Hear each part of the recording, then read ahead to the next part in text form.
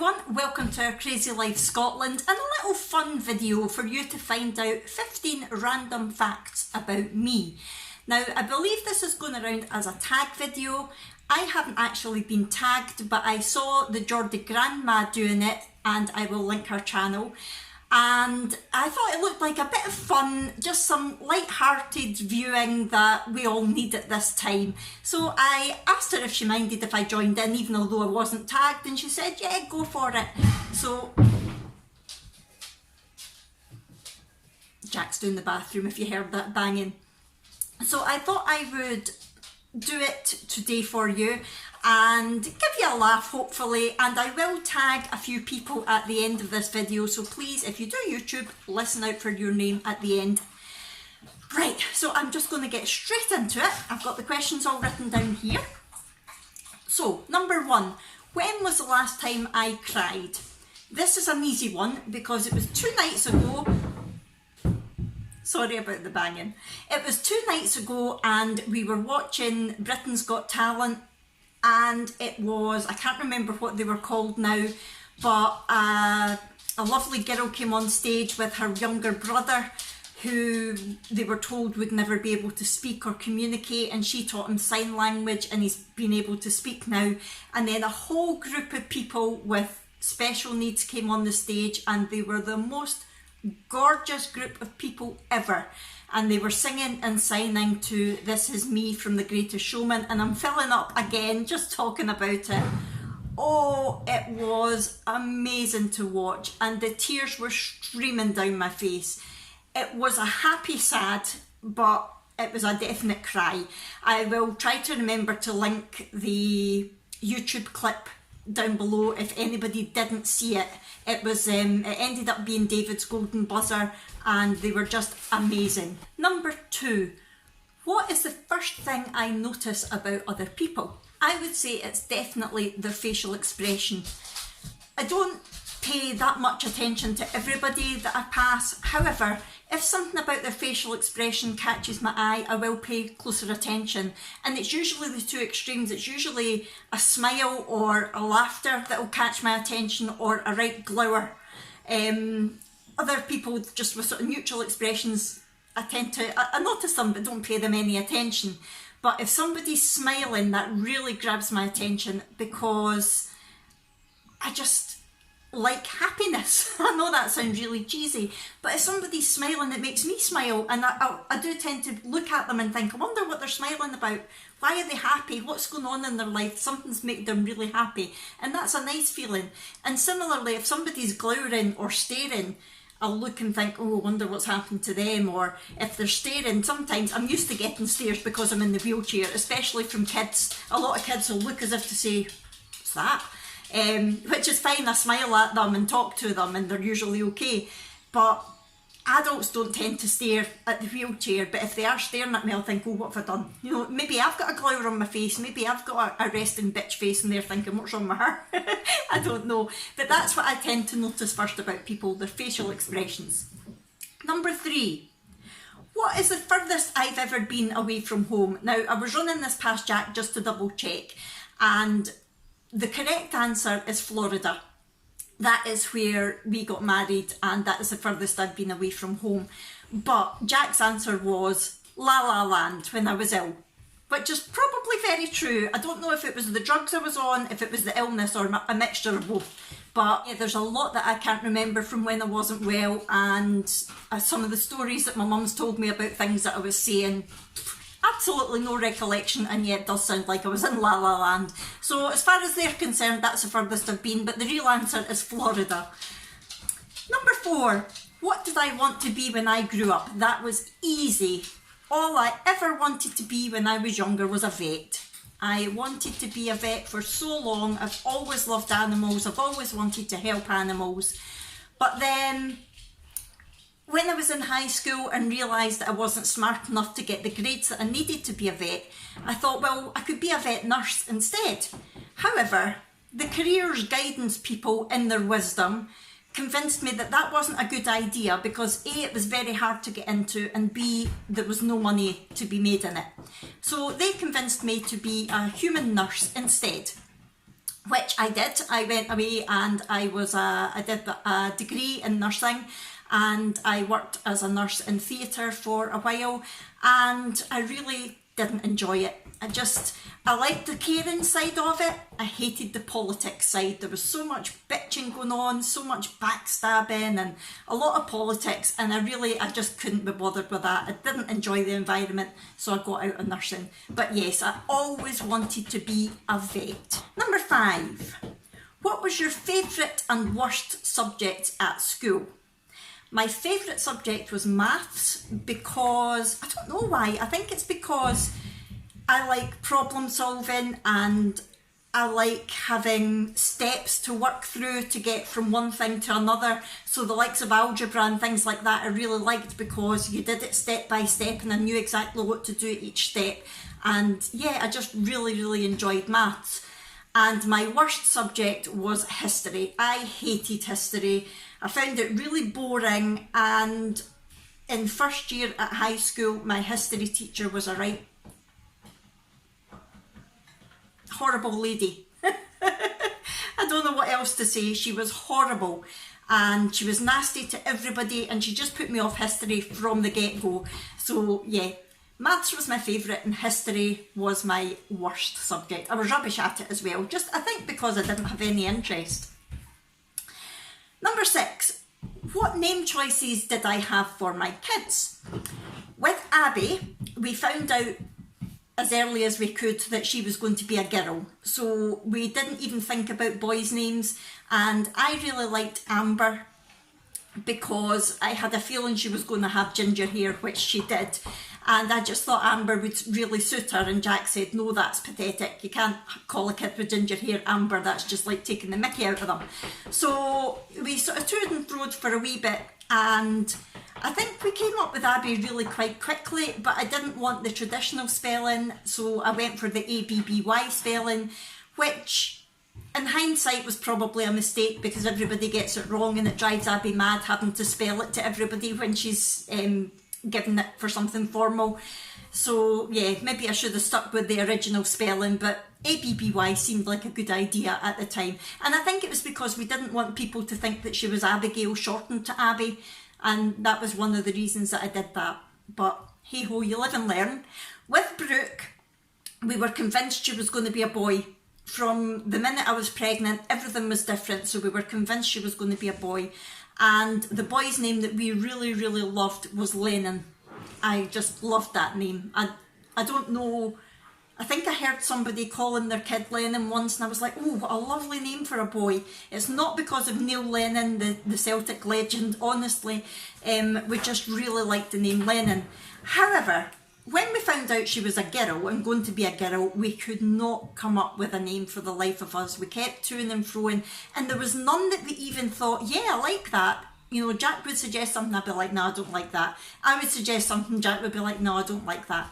And we were actually home from the hospital before we came up with the name Brooke. For the first couple of days she was just Baby McCord, because we honestly didn't know what to call her, and we had been home for a couple of hours and I thought, Brooke, that's a nice name, and we all agreed on that, so Brooke it was.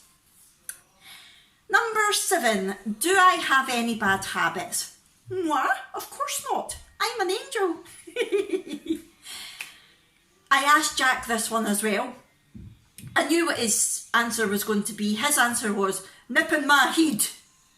He thinks I'm a nag. Of course I'm not a nag. We don't nag, ladies, do we? We don't nag.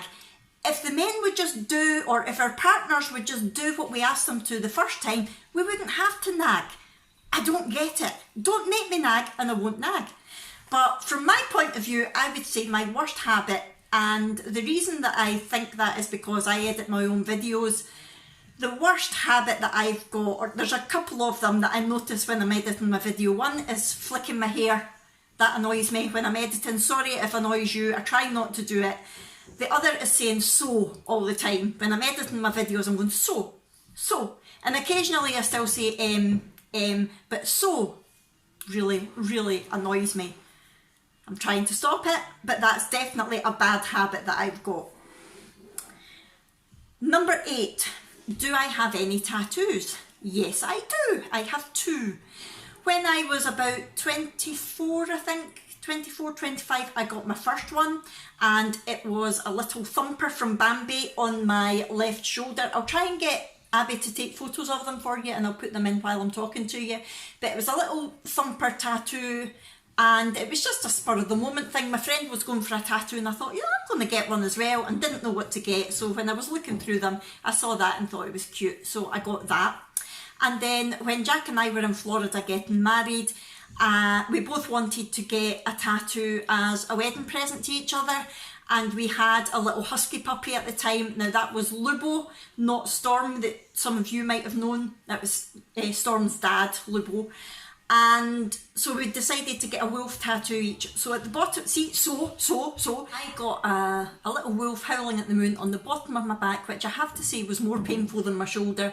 And Jack got a gorgeous wolf's head face on his arm, his upper arm. That was our wedding presents to each other. I would like to get another tattoo in the future, something to do with the girls, maybe their names, but I'm not sure exactly what I want or where I want it. So I want to be 100% sure before I actually go ahead and do it. Number 9, do I have a middle name? Yes, my middle name is Lynette. I don't broadcast it very often because I don't particularly like it, but it was after my auntie who my mum palled about with at the time. So that's why I got Lynette as my middle name. Number 10, what is my favourite perfume? I'm not really a perfume person, to be honest. I like body sprays rather than a perfume.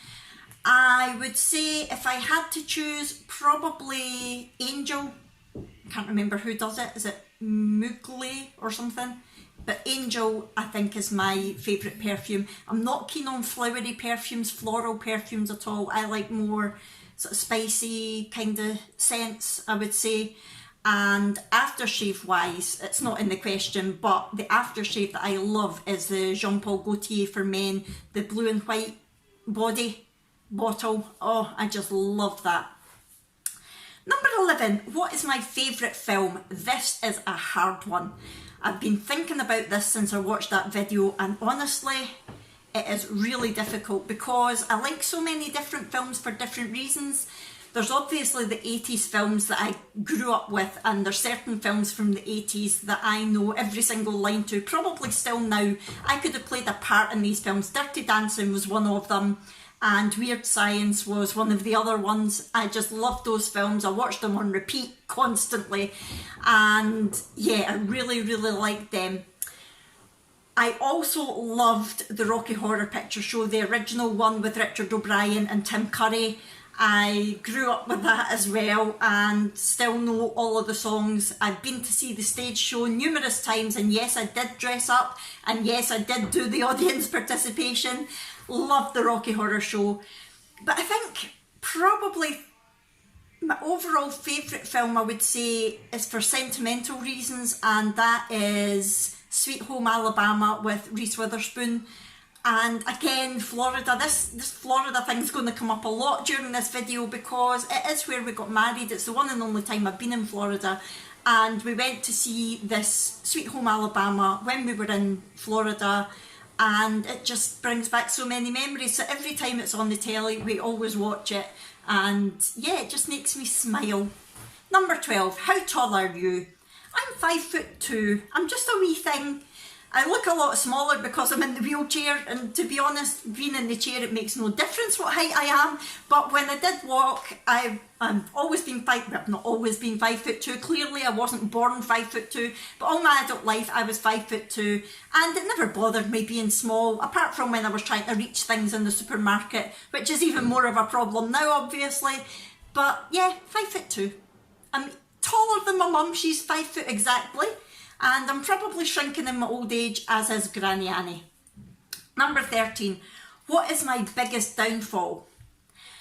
My biggest downfall is being a quitter, getting bored too easily, or if things get boring for me, if things get too tough, I quit and move on to something else. That has been a pattern throughout my life, with hobbies, with work, with probably boyfriends in the past. I don't know how me and Jack have lasted this long. It must be true love, because yeah, I just get bored so easily, or if the going gets slightly tough, I think, nope, this isn't for me, and I quit and move on to something else. I haven't done that with Jack, and it must be true love, because there's definitely been a lot of tough times that we've gone through together, and we have came through the other side. So far so good. And that has been, we met 20 years ago this year, so yeah, it's been a long time. But yeah, that's my biggest downfall. I quit too easily, I give up too easily. An example, when it comes to hobbies, I've got so many unfinished crochet items. Hi Brooke. So many unfinished crochet items and diamond darts that need framed, that sort of thing. I've got half finished knitting projects lying about that I get to a stage and I think, yeah, I'm bored doing this now, I'm going to move on to something else, and then I never get round to finishing them. It's terrible. It is a very, very terrible thing, and it's something that I'm noticing Abby's starting to do, so I'm trying my hardest to get her out of it. I don't want her to be like me and be a quitter. Definitely not. Number 14, what is the worst pain ever? Well, childbirth was bad, obviously. Labour and childbirth were bad. However, when I became ill, and I'm not, hello Brooke. Food. Brooke wants food, everybody. Say hi to Brooke, everybody. Brooke, say hi to everybody. Hi. The worst pain ever was definitely when I became ill back in 2012. The first thing that got me was a pain in my abdomen at the left hand side, and that was excruciating, to the extent that even morphine wasn't helping me. I was on all sorts of drugs for a long time with that pain. That pain still comes and goes, but not to the extent that it was originally. And now I have, since my illness, I have chronic pain in my feet, and that is worse than childbirth at times as well. The pain is there all the time, but again, sometimes it's worse than others. There's times that I can't sleep, there's times that I've wanted to throw myself out the window for it, there's times I've wanted to cut my own feet off, and it's just nerve pain. It's chronic nerve pain, and there's nothing that can be done about it. So I'm trying to find different ways to work through it when it gets really bad, but that's definitely my worst pain ever. And number 15, the final question is, what is my most embarrassing moment? There's been a few, I have to say. There's definitely been a few. I've been on stage most of my life, and I've had a few faux pas on stage, things like that. There's been a few things at work that I've embarrassed myself by, but I think the most embarrassing moment for me was when I was repping not long out of uni. I was probably 21, 22, something like that, and it was a cold day, so I had went out and started the car to get the frost out the window and stuff. What? Cold day.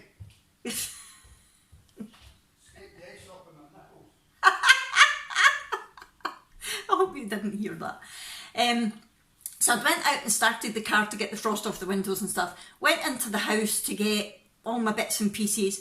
Came out of the house and closed the door, and it was one of those doors that locks, you know, the sort of snib. So you don't lock it with a key, you just pull it closed and it locks. So I pull it closed and then realised that my skirt had got caught in between the door and the door jamb. My skirt was stuck solid in the door. The keys were in the car, which was a good, I don't know how far away because I'm rubbish at distances, but it was a good distance away. My skirt was in the door. I tried pushing the door and pulling my skirt to see if I could get just a tiny little bit of leverage, but no, I couldn't. And I thought, what am I going to do? And I tried all sorts of things. There was nobody that I could shout on or anything. It was quite early in the morning, but not early. And I wasn't friendly with my neighbours or anything like that. It was, I can't remember, I hadn't long moved in, and it was like a housing association type place, and I just didn't talk to my neighbours really. And I thought, what am I going to do? And in the end, I had to unbutton my skirt, drop my skirt so that I could step out of it, run to the car, just in my knickers, and I did have my suit jacket on. It was like a long skirt suit that I was wearing, but it didn't cover my knickers. I had to run from the front door to the car to get my car keys and back to the door and unlock the front door to get my skirt out. And I was mortified. Obviously it was freezing cold, and yes, I was absolutely mortified. It was quite early in the morning. I don't know how many people saw me, but nobody admitted to me if they did see me. Very embarrassing moment. Oh, and thinking about fashion fails as well, when I was at uni, I remember walking halfway from my flat to the uni before I realised I still had my slippers on. That was embarrassing, because it wasn't normal slippers that could pass for shoes. It was big fluffy cat slippers. So I had to quickly turn and run back to the house to get my shoes on, and I was late for my first lecture, but I wasn't going all the way to uni with my slippers on. I was walking through a really busy section of Dundee with my big fluffy cat slippers on. That was embarrassing as well. So that is the 15 random facts about me. I hope you've enjoyed this. I hope it's gave you a bit of a laugh. I would like to tag people in this if they would like to take part. I am going to tag Tracey, the Mad Scots lass. I am going to tag Trudi Beanie, the lovely Trudi. I know you're very busy just now, Trudi, but if you do get a chance to do this, I would really appreciate it. And I would also like to tag Christine from Life with Christine. I don't know if you do these videos or not, Christine, but if you would like to do it, all three of you, if you would like to do it, I would love to see it. I will link all their channels in the description below, along with the 15 questions. I'll write up the 15 questions to make it easier for them for filming their own video. And if any of you do YouTube and would like to take part, please do, and let me know that you're doing it, because I would love to watch anybody doing it. The other thing that I thought about was, would any of you like to see Granny Annie answering these questions? I thought it might be fun for me to do it like interview style, to interview her and get Granny Annie or Nanny Bucket's answers to these questions. If you would like to see that, please comment down below, and I'm sure she would take part. You know what she's like, she does like to have a laugh. So that's everything from this video. I hope you've enjoyed it. If so, please hit the thumbs up button, subscribe if you haven't already, and I'll see you in my next video. Thanks everyone, bye!